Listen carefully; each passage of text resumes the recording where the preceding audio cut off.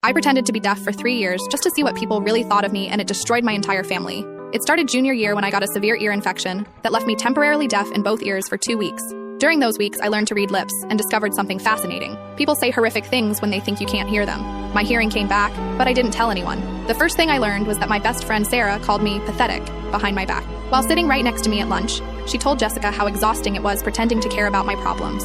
"She's so needy," Sarah mouthed while I stared straight ahead. My parents were worse. At dinner, my mom would silently mouth things like, "She's falling behind in everything," to my dad. He'd nod and mouth back, "It's probably just a phase." But the real revelation came from my sister Emma. Emma was 2 years older and the golden child. Straight A's, varsity soccer, early admission to Stanford. I thought we were close.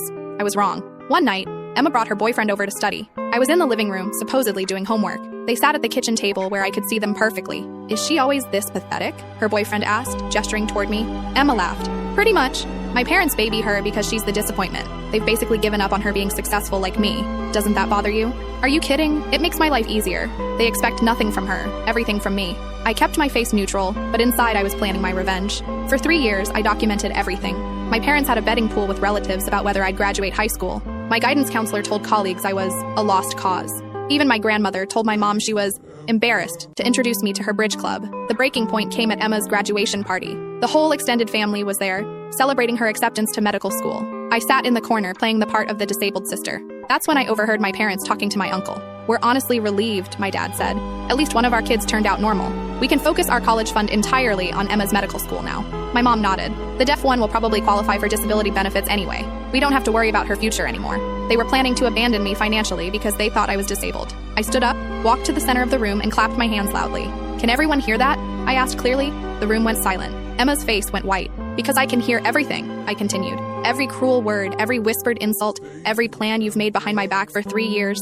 My mother's mouth fell open. "What do you mean?" "I mean, I've been able to hear perfectly since junior year. I just wanted to see what kind of people my family really were when they thought I couldn't hear them." I pulled out my phone and played a recording. My parents discussing how much money they'd save by not sending the defective one to college. Emma started crying. "We didn't mean—" "Yes, you did," I cut her off. I turned to my parents. "You raised me for 18 years, then wrote me off the moment you thought I had a disability." I picked up my graduation gift, a cheap bracelet they'd clearly grabbed last minute, and handed it back to my mom. "Keep this. You'll need to save money now that you only have one daughter." I walked out and never went back. 5 years later, I'm finishing my master's degree in psychology. Emma dropped out of medical school after 2 years.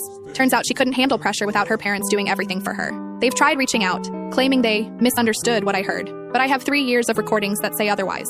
Sometimes people ask if I regret the deception. The answer is simple. I regret that it was necessary, but I learned the most valuable lesson of my life. When people show you who they really are, believe them, even when they think you can't hear them.